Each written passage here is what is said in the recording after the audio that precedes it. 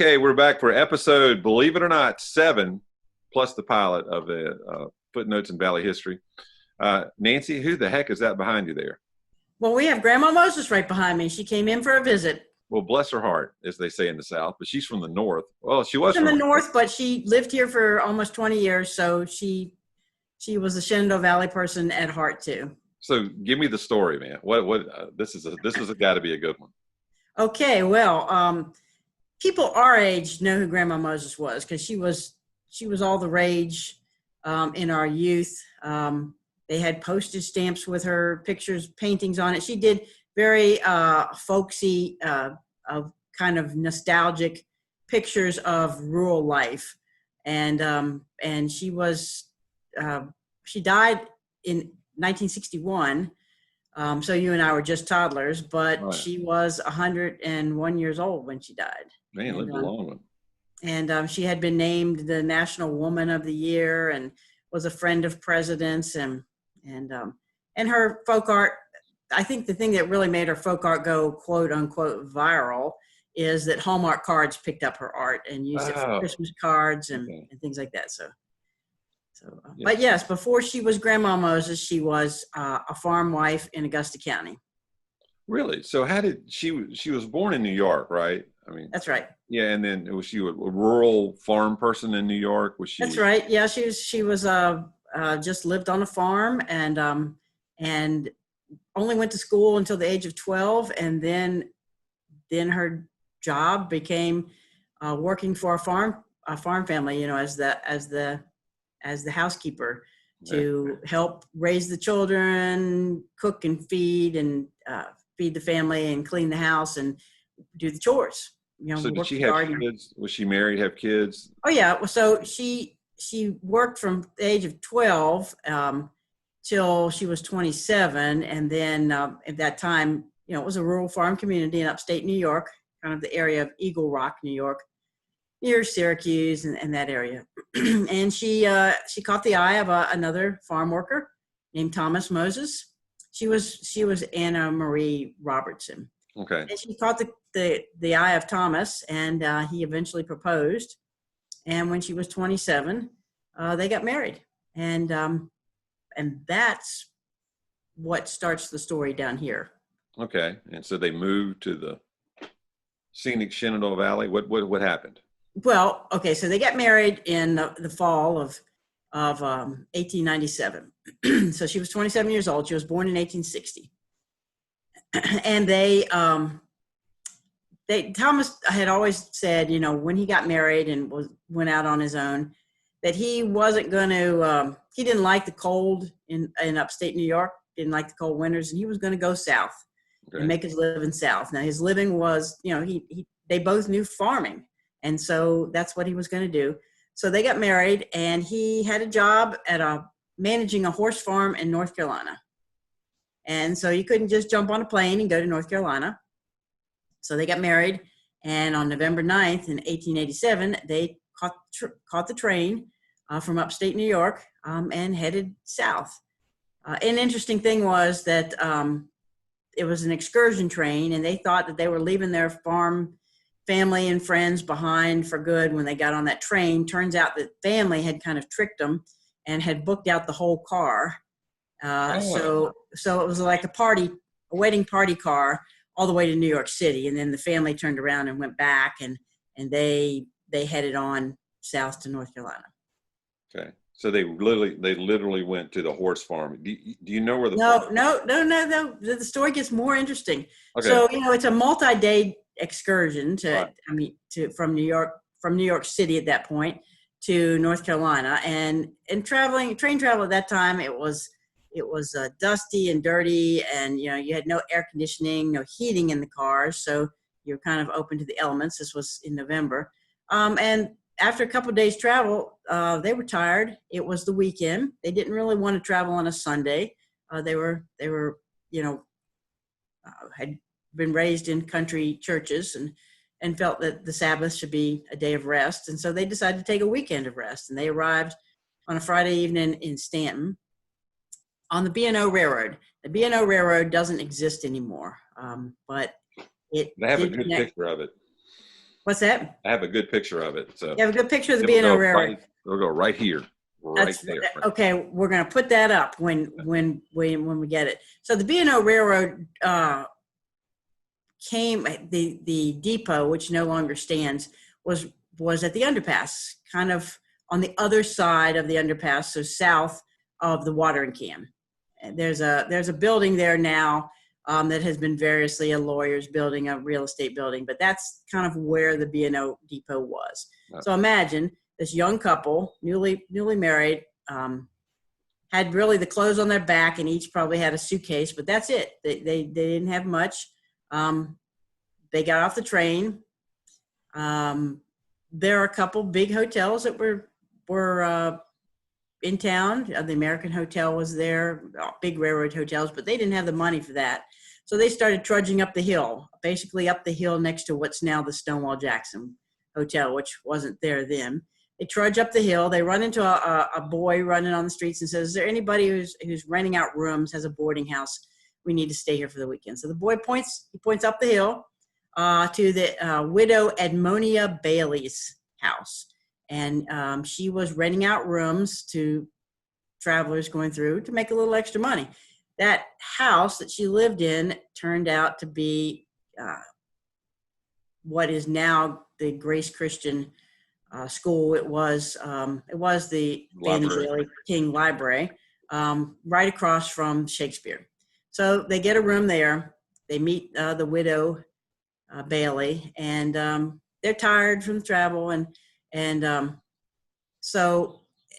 Thomas, he had run out of shaving soap. He needed to shave, and back then you had to lather up with the soap and take your straight razor and shave off your beard. So he needed some soap. So she pointed him into town. This is all about connections and who knows who. Right. She pointed him to downtown. No, just a block away, and said, "Go down to my cousin's store down there." And it was he had just a general goods store in what's now Crown Jewelers. So they walk down there and they get to talking to the people. The Bell family is sort of who are all connected here. The widow Edmonia had been a Bell, and this was another Bell who had the store. And they got to talking, and they found out what the couple was doing, heading down to North Carolina. And they said, "You don't need to go to North Carolina. We've got plenty of farming opportunities right here in the valley. We'd love to have you here. So we could set you up." But by the time the weekend was over, they had been, Grandma Moses later wrote about it in her autobiography. She said, "We were kidnapped or over persuaded to stay in the valley. Don't go any further. Don't go down to North Carolina." And by the time the weekend was over, they were renting a house out in Swope, lock, stock, and barrel. They got the furniture. She said everything, including the cat. They got the cat. So they never made it to North Carolina. They wound up here at the end of the weekend, renting a farm out in Swope, Virginia. Man, that's such a Stanton story. Those Irish the Scots and Irish are persuasive people. That's all I got to say. That's right. Anyway, so Swope, but they ended up, I don't know a lot about this. I'm letting you talk today, as you can tell. They ended up in Verona, well, that was one of their stops. So let me sort of walk you through some of their stops. So the Moses family, being good farming entrepreneurs, took the money that they had saved for their new venture in life, and they had it turned out they had about $51 that they could invest. So they bought 2 milk cows. He bought one and she bought one, and they took those milk cows to the Bell House farm, which we haven't been able to identify that house, but we've got a good idea of what farm that was out in Swope, and we think it's still there and standing. But because they rented instead of bought the land, it's hard to find proof, a good paper trail. Yeah. But anyway, so they settled in for the winter, and they started milking their cows. And Grandma Moses knew how to make butter. And by early spring, she was making butter and bringing it in when Thomas was coming into Stanton to get groceries. And so she made some butter, wrapped it in her good linen, and brought it in and said, "Go, Thomas, go take this butter and trade it at the store and get some money for us." So took it into Spittler's store, which was located in the building right behind the Augusta County Courthouse. Okay. And if you walk downtown and you look on that store, you'll still see a faded advertising, not for Spittler's store, but for a later. It's up on the wall. There is a faded advertising, so you know that was a mercantile building. Okay. Anyway, Mr. Spittler looks at the butter. He takes out his penknife and he takes a taste of it. He liked the taste of the butter, and he said, "This is great." So he took it home to his family and said, "Want to try some Yankee butter?" And the family loved it. And butter was selling for 8 cents a pound at that time. But he sent word back out to the Moseses that I'll take all the butter you can bring me, and I'll give you like 12 cents a pound for it. So by the end of the summer, they had made enough to pay back what they had invested in their milk cows, and they were still going strong and still farming. And then Mr. Spittler had another relative, and his name was Mr. Eagle. And Mr. Eagle said, "Hey, I got a business opportunity for you too, if butter is your thing." He said, "I'm going to set you up on a farm across the county, up kind of near Cremora. And because I have some connections with the Greenbrier Resort out in West Virginia, and I will take all the butter you can make, and I'll pay you 50 cents a pound. Man. And we'll ship it out on the railroad to the Greenbrier to provide butter out there to all the uppity ups who were taking advantage of the resort and staying there and eating with their nice bread. They needed butter to go on the bread. So that's what they did. About a year after they arrived here, they moved all the way across the county, and from Swope to Cremora is a pretty good jog. Grandma Moses went in a cart because she was 9 months pregnant. Okay. And Thomas came along behind and walked the 2 milk cows. And within a few days of when they arrived, she had their first child, Winona, and they called the doctor, who was the doctor at the Cremora manganese mines, which were close by. Maybe another topic for a talk is all the mining that happened in Augusta County. Mines, yeah, I've already got it written down. So. Okay, good. We're going to do mines, Yeah. coal mines, manganese mines, iron mines, kaolin mines. Just remember that. We got our okay. we got our mines. We got our and so this house was another house they rented. So rental number 2, and this place was called Belvedere. And it doesn't exist anymore because it burned down. But there's a Belvedere Road. There's Belvedere Road. Yeah. That's right. I know an artist that lives on that road. There you go. Well, must be in the water. It crosses South River. Right. It literally crosses in the river over to the other side. Yeah. So they were set up. So Mr. Eccles set them up big time with a big milking parlor, which is a big area. They had lots of milk cows. It was they had some hired hands. Thomas ordered some big barrel milk churns. So Grandma Moses wasn't just using a little churn. This was high end production. Right. And they were producing crates and crates of butter. Thomas even sent for a butter mold, so you could make 1 pound. Basically, a butter mold holds what we would say is 4 sticks of butter today. Okay. They put the butter in the mold, and he carved Moses in reverse at the top of the mold so that every pound cake of butter had Moses written across the top of it. So they were there for half a dozen years or so. Everything going in high gear there. So she became a mama as opposed to a grandma. It was the beginning of her almost headed to the grandmahood. That's right. So she became a mama. So she was 28 at that time. The first of 10 children who would be born in Augusta County. All the Moses children were born in Augusta County. 5 of those children died, were either stillborn or died shortly after birth, and are buried in one grave at Laurel Hill Baptist Church, which was nearby. Okay. And if you go there today, you can find this little stone that says Moses, and all her their 5 children were buried right there. They didn't go to Laurel Hill Baptist Church, or they weren't members of Laurel Hill Baptist Church. They may well have gone there, but I suppose the community reached out because they knew they needed a place for these babies, and so that's where they stay. And Grandma Moses, after they moved back to New York, said that she missed visiting her babies that she left behind in the Shenandoah Valley. Okay. And that's the ones in the deceased. Yeah, 5 of the 10. 5 lived, and 5 She couldn't go to the graveyard. Yeah. Right.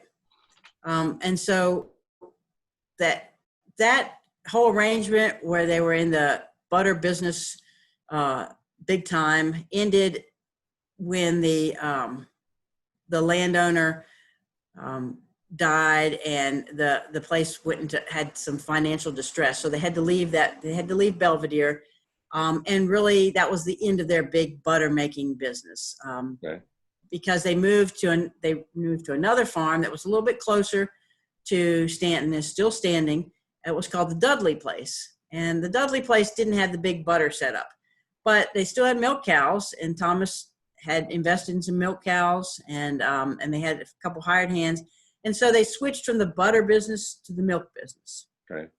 Still dairying, and this time they were close enough to Stanton that every day they would milk the milk, and then Grandma Moses's job was to bottle it, put paper on the top, and then Thomas would get on his wagon and take it into Stanton every day and sell it in Stanton. So they were taking 50 or 60 gallons of milk into Stanton every day and selling it. So Grandma Moses's job at that point, she wasn't churning a lot of butter, but she was washing bottles and bottling milk every day. So it was still hard work. This is Yankee milk. Did they have a name? Was it called Moses milk, or? I think they wouldn't have had bottles with their names on them then. Probably. I don't think so. If they did, they're worth a lot because they were collecting them. They would have only had maybe 100 bottles or so. They were collecting them back and redoing them, maybe a couple hundred bottles. So if anybody found a bottle with Moses, don't anybody get an idea of making a fake here, but it would probably be worth a lot of money. But I've never heard nothing, and she ever wrote, or nothing that anybody has ever written said that they had any formal name or any name on it. It was just, they were just selling milk. But you could say I had this plain bottle from the 80s or something. And yeah, we're at the 18. And we've been told that this was a Moses bottle, even though we're in the 90s by now. So yeah, 1890s. Yep, that's right. And then they did that for a couple years, and then they moved to their next place. So they're every time they're moving, they're moving up financially. Their family is growing. They're becoming a real important asset to the community, and they were doing this. By the time you get to 1890s, the country was in a depression, especially an agricultural depression, and yet they're still bucking the trend and prospering and getting getting more wealth as they move along. So the next place, and this is an important move. The next move was to Verona, and this is the house. Yeah. This is the house that everybody knows as the Grandma Moses house. It's owned by the Augusta County government now, so I guess it's owned by everybody in Augusta County. And this time they didn't rent; they bought. This would be their 4th residence in Augusta County, and they purchased the farm, and so this time I'm looking see if I can find the exact dates here of when they moved to what was called Mount Airy. So it was they were there about 18 months, so we're approaching like 1905, and so if you back that up about, she would have been 45 at this point. When was she born in 60? She was born in 1860. Yeah, so she'd have been like 45 years old in 19. Yeah, 45 years old when they moved back. But so we're about 5 years away from that moving back yet. And so they get to Mount Airy, and they own the house. and they're still active farming and making money, doing what all the farmers are doing in Augusta County at that time, which is growing wheat, number one, and having livestock and milk cows and being all part of the agricultural scene. Verona was a small little community, also called Rolla Mills, and because they had a mill there, because everybody was growing wheat, and so they really got into the community. There used to be a little Episcopal chapel, kind of where the Burger King now is in Verona. Okay. And that Episcopal chapel was founded by a minister an Englishman who was an Episcopal minister and a farmer who had moved to Verona because farming was his passion. And he had a little bit of money he was a younger son, which means he didn't inherit land in England, but his parents could give him money to kind of play around with, do whatever he wanted. So he bought this farm, which was the farm that bordered Mount Airy in Verona, and he established a chapel. And so that was the chapel that Grandma Moses and her children all attended. We think that Thomas probably did too, but Thomas didn't get baptized and confirmed into that church. Okay. So it may be that he was already baptized and a member of a church up in New York. We don't know, but we do know that Grandma Moses and all her children were members of that church, and that's where they all became baptized. So they were there about 18 months, and now they're getting up into their 40s. And remember that back home, they still have family, and they've been communicating with the family. The family has come down to visit. New York family has come here to visit. And both Thomas's family and Anna's family were getting older. And they were like, hey, when are y'all coming back to kind of help us in our old age and take care of the farm? And they had come down to visit and had mentioned that there were some farms for sale back up in Eagle Bridge, New York. And so they decided that they probably better think about moving back to New York and taking care of their aging parents. Okay. And so with a little bit of mixed feelings, they began preparing for that move back. And Grandma Moses said, if we're going to move back to the climate in upstate New York, my kids have to have warm clothes. And so I need to start making those. And it really took her about 3 years to get all the clothes.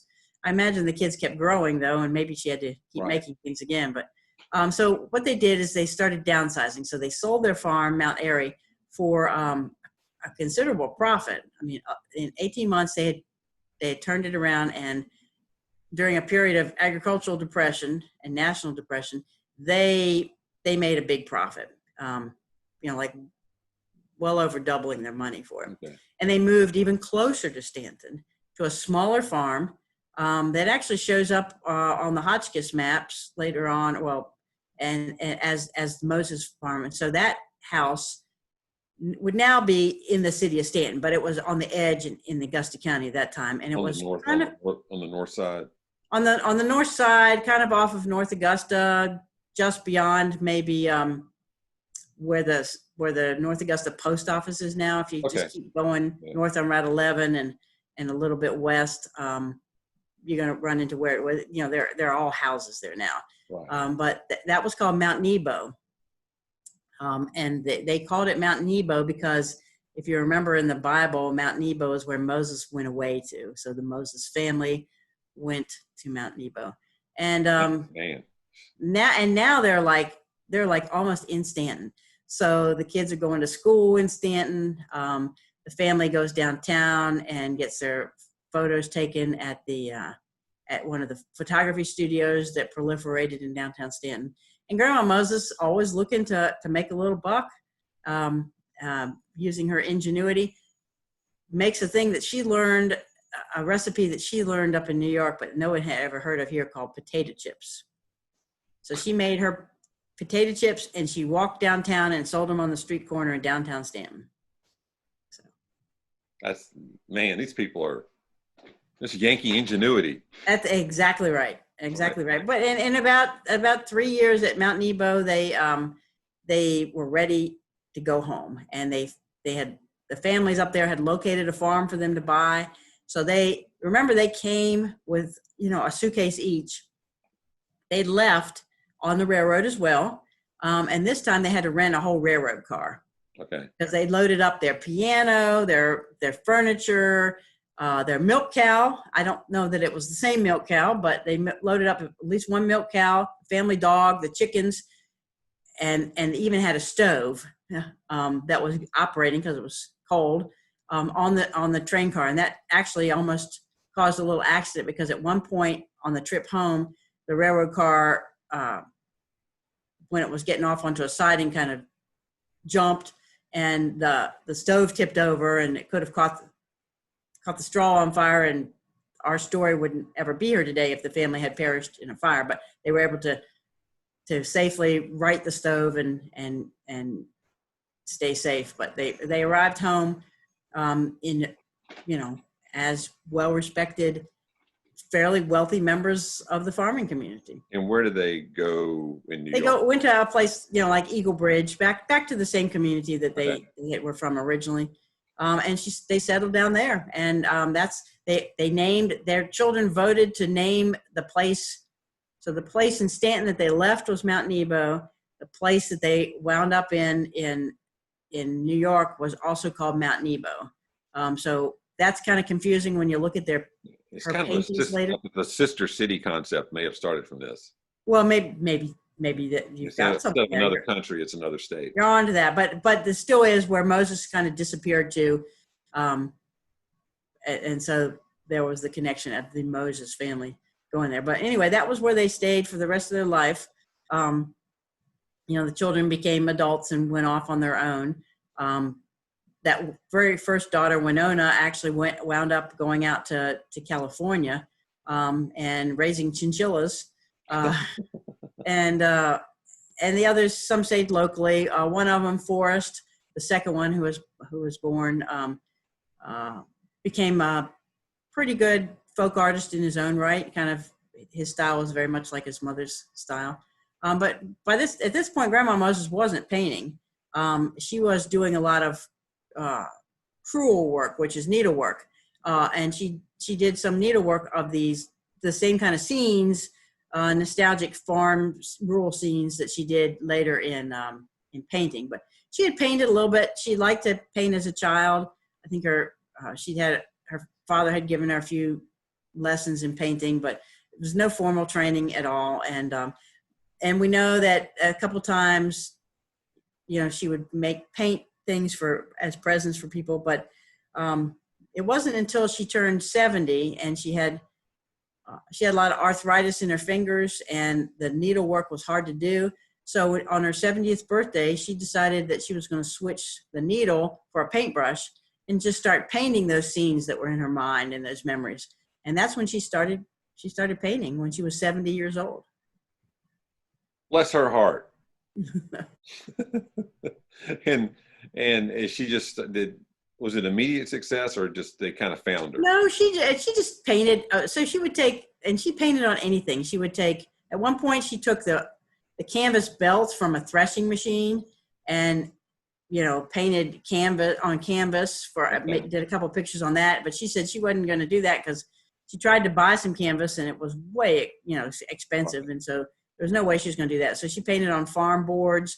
She kind of, her routine that she finally got into was taking masonite boards, these thin boards, and coating them with some just Sherwin-Williams paint. And that's all she ever used, is paint she got from the hardware store. Okay. And she started painting scenes and giving them to friends. And a couple of them were on display at the local hardware store. And an art agent walked by and kind of discovered her. And she became, so he bought some. At one point, someone wanted to buy 3 paintings, and she only had 2, but one of them was a great big one on masonite board. So she just took a saw and sawed it in half, and then she had 3 paintings. So that she just put a couple coats of the white, and then she just painted the scenes that she remembered. And those were all those scenes growing up. She remembered, for instance, when she was 5 years old, Lincoln was assassinated. Okay. And his funeral train went through the country, including through her town in New York. And she remembered it, and she painted a painting about it. Does that So these are exist? just rural scenes. Some of them are real specific, and she'll say like Mount Nebo or Mount Airy, Okay. And then some of them are just a threshing scene, which would have happened in New York or in the Shenandoah Valley, and were probably just conglomerations of these memories. But at least she painted about I think, I don't know, 1,300 paintings in her lifetime, Okay. from the age of 70 to 101, and at least 40 of them are identifiable Shenandoah Valley scenes. Okay. All right. Uh, Man, that's pretty interesting. So she didn't start painting, but she's from here. She was influenced by the Shenandoah Valley, but Oh, very, very much so. And yeah. she had fond memories of the Shenandoah Valley. In fact, later on, she wrote, "Give me the Shenandoah Valley every time." Did she And ever, did she ever come back? she never came back. Her children came back at some Okay. point. She wanted to come back. There were points where she wanted to come back, but she did. People from here did visit her up in New York on Okay. several occasions, Okay. and she kept in constant correspondence with the people back here in the valley. And I've got, let's see, somewhere here I've got a letter. We've got a couple letters in the Augusta County Historical Society of, You know, I can post those. yeah, we can post those. And hold on just a second. Hey, Grandma. Hey, Grandma, Hey. um, because I've got, oh, here's a fun letter. Um, she wrote to her friend Miss Frances Greer, who lived in Stanton, and this was 1954. So Okay. they left in 1905, Okay. and so Yeah. she's still keeping correspondence back. And she says, "It's been a long time since I've written to you folks, but not that we do not think of you, fine people down here, and talk about you." And then she updates about her family, and talks about how this is where we found out that Winona went to California to raise chinchillas, and she updates everybody about all her different children, and then she says, "I have painted a few pictures here, and I have one of Verona I painted this winter." And she says she's going to send it down with no strings attached. Just kick it around and put it over expedition. And then she also has another letter that she sends, and it's Christmas time, and she's talking about, what do you think about this new income tax? I'm not really liking it. And she says that don't believe, she says something like, don't believe the stories you hear about the prices I'm getting from my paintings. It's really, she said something about, don't believe anything you hear about these prices that I'm getting from my paintings. She was getting pretty good Yeah. dollars for her paintings. She in 1939 she was kind of discovered, and they did an exhibition for her. There was an exhibition in 1940 in New York, and then you kind of had the war years, and then she really takes off like in 1946 forward, because you got to remember that America's just been through this terrible, traumatic war. Right. The And world that would is have been when changing. that would have been when she was 76, which you see a lot. That. Right. Yeah. So America had been through this terrible war. They're coming back, trying to heal from the war, and they're grasping for pleasant memories of their past. And the things she painted were pleasant memories of America's rural past, of sleigh riding, and harvesting wheat, and a mill scene, and a quilting party, and apple butter making, and things like that. So she just really resonated and hit at the right time, that people just loved her. President Eisenhower, the person who was in charge of our forces in World War II, and then became president of the United States, contacted her to paint a painting of his farm in Gettysburg. And he wanted to make sure that she got the right breed of cattle in the painting too. Okay. So she had some Holsteins, which were her favorite, and she put some Angus in there, which were his favorite. Man. Anyway, so she died at the age of. She died in 1961. By that time, she was world famous. She'd gotten a medal as the American Woman of the Year or Mother of the Year, and she was dubbed Grandma Moses. Okay. And she kind of picked that up at one of her exhibits, when she was, and she'd been interviewed on the television, and she was they made curtains with her paintings. They made, as I said, postage stamps. They were puzzles. There were cards.